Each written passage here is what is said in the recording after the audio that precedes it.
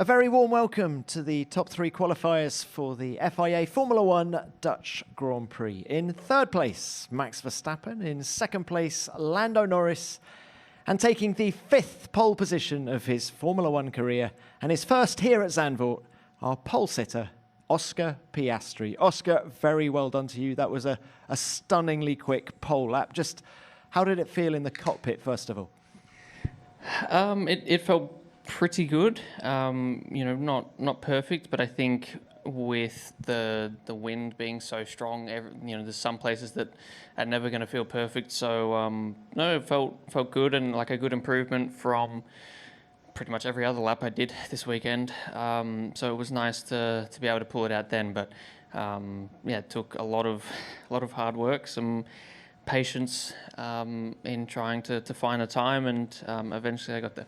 Tell us a little bit more about that hard work and that patience. I mean, in practice, your teammate has had the edge. What changes have you made to allow you to take the pole today? Little tweaks here and there, but I think, just trying to, I think in qualifying, when you get a few more goes at it, you get a few more sets. Naturally it's a little bit easier to find a little bit more. Obviously the pressure is much higher than practice, but just felt like this weekend took a lot of attempts to try and improve in some places, and eventually it was just enough attempts. So just trying to drive faster essentially. And did you know from the start of qualifying that you now had a car that you could at least compete for pole position with? Yeah, definitely, but I knew that from FP1. I think the pace this weekend has been very strong. I think FP3 that seemed very, very strong, and I knew that the car wasn't the problem. It was just that it was taking me a while to improve in some places. So the team's done a great job in firstly putting the car in a good place for me, and also helping me improve myself. Well, Oscar, let's throw it forward to the race. The tyre compounds are softer than they were last year. Do you think this is going to turn into a strategic battle at the front? I don't know yet. The tyre strategies from everyone are a bit different. I think us two are one of the only teams to have two hards and a medium. I think pretty much everyone else has just one hard and one medium. So we've got that kind of up our sleeve, but it also kind of tells you a little bit of what most people are thinking, I guess. So we'll wait and see, but we've got some options available. All right. Well done today. Good luck tomorrow. Thank you. Lando, let's come to you. Very, very close to the pole. Just how was the lap? Both laps, actually. How were the laps in Q3 for you?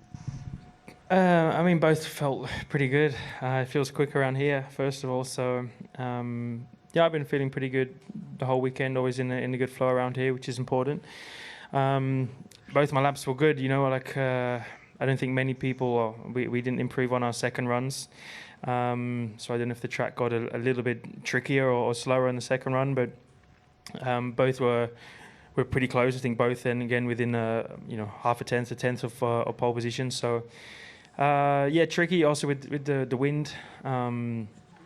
It can easily just favor you or not favor you, and 100th is pretty minimal, So even coming out of the last corner, I'm a little bit up, and I lose like 200ths by the time I get to the start finish line, and that's pole position gone for me. So there's not too much to complain of. I think there was a couple places where I wasn't quite on a good enough limit, and consistently losing a little bit too much lap time today and this weekend. So some places and things I need to work on, but otherwise the laps were good, and I was still pretty happy. You talk about it being fast around here, and the lap times are much quicker this year compared to last year. In what areas around the lap are you finding the time compared to last year? No idea, but it's a softer tyre.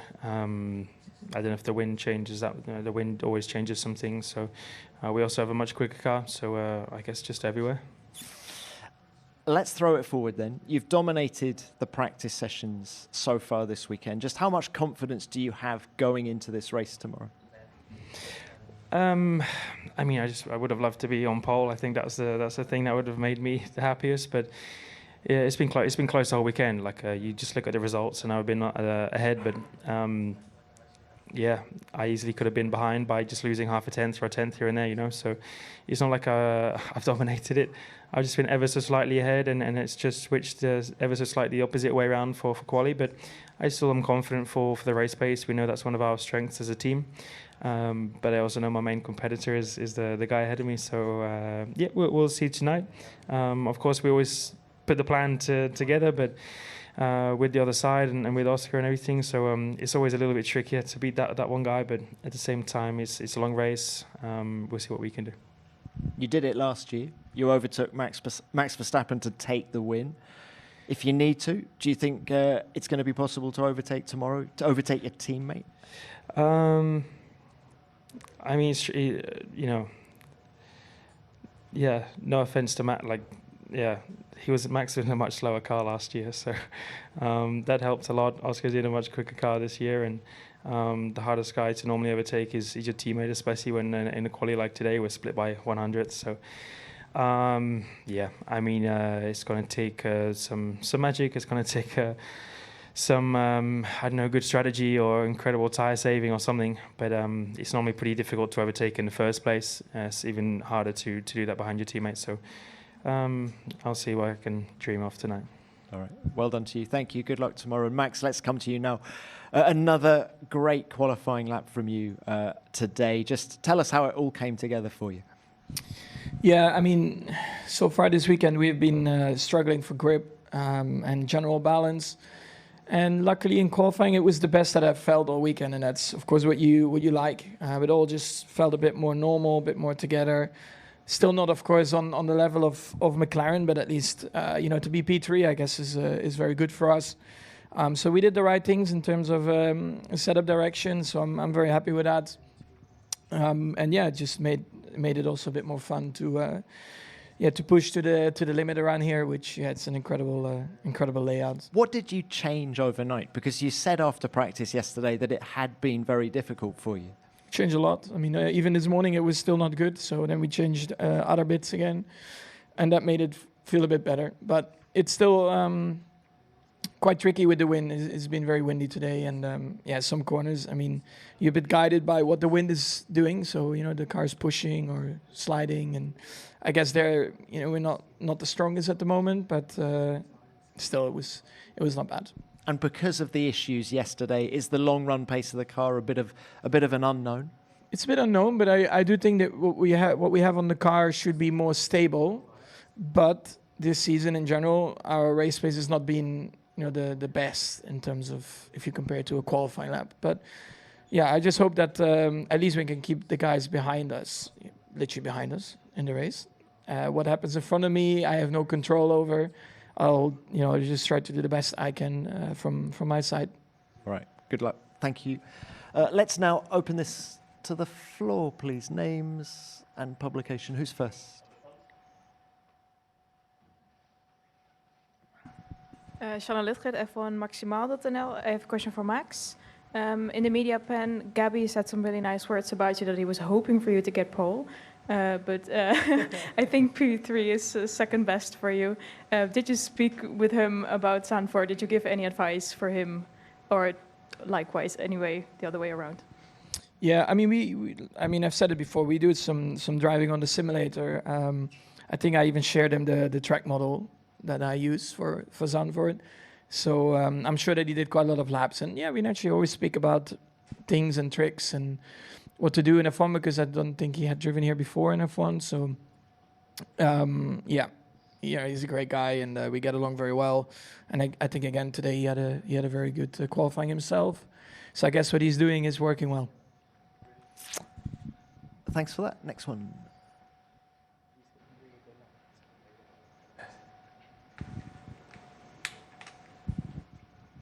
Christian Mehnert, motorsportmagazin.com. Question for you, Oscar. We were talking at the beginning of the weekend that last year this wasn't your best circuit. Yesterday, I think you struggled a little bit in the slow right-hander at the end of the triple right-hander. Has it been similar to last year, the struggles you had? Yes and no. It's changed. It's changed a little bit through the weekend. Like, I think yesterday I feel like I made progress at FP2, but then FP3 not so much, and then the wind changed a little bit overnight, so some of the corners where I was stronger yesterday became a bit weaker again, and it's kind of moved around a little bit. Yeah, the middle sector's not been my favourite this weekend, but I think eventually I got there, but just putting it all together on the same lap was not that easy. So yeah, I feel like I've improved just generally from last year, but clearly I think qualifying's gone much better, and I think also this is kind of the first normal Saturday we've had in Zandvoort. The last 2 years we've raced here, it's been a wet FP3 or a wet start of qualifying, and today I was able to get into more of a rhythm, and I think that helped as well. Thanks for that. All right, another one. René de Boer, track commentary. Question to all three drivers. The pit lane speed has been increased prior to the round here at Zandvoort from 60 to 80 kilometers per hour. We've seen a couple of incidents in the practice sessions in the pit lane, especially also involving Oscar.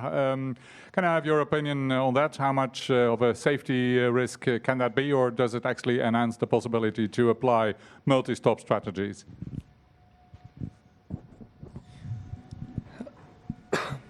I think it does slightly help mix up strategies potentially. We'll see tomorrow, but it does feel like a tight pit lane here. I think for some reason it feels tighter than it is because when we raised it with the FIA, but actually in terms of numbers and how the width and the gaps between boxes, it's actually not the worst of the year. So yeah, I mean, I think it's fine. It's probably a little bit on the limit, but I think it will mix up the racing, and it's fine from a safety standpoint. I think my incident with George yesterday wasn't to do with the speed limit really. It was just some confusion in our box. So I think it's fine. No, nothing. Yeah, I think it's fine. Speed limit. Yeah, I mean, it's always better that it can spice up maybe a bit more the strategy. Otherwise, yeah, you want to stick to a one stop. Maybe this opens the opportunity for a two stop for some drivers. So I guess that's a good thing. Yeah. Okay, thank you. Any more? Yep, another one. Louis Decker, NOS, for the McLaren guys. We had a pub quiz yesterday evening at your place, so I returned the favor. What do you remember of the 1985 race, just before Zandvoort was cancelled for 35 years or a little more? Who won? Who was P2? Who started on P10? No Google, no phones, please.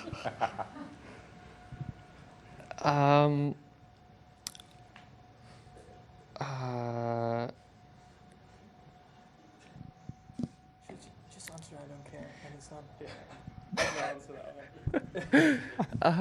I'm going to take a wild guess. Was it Niki Lauda that won the race? It was.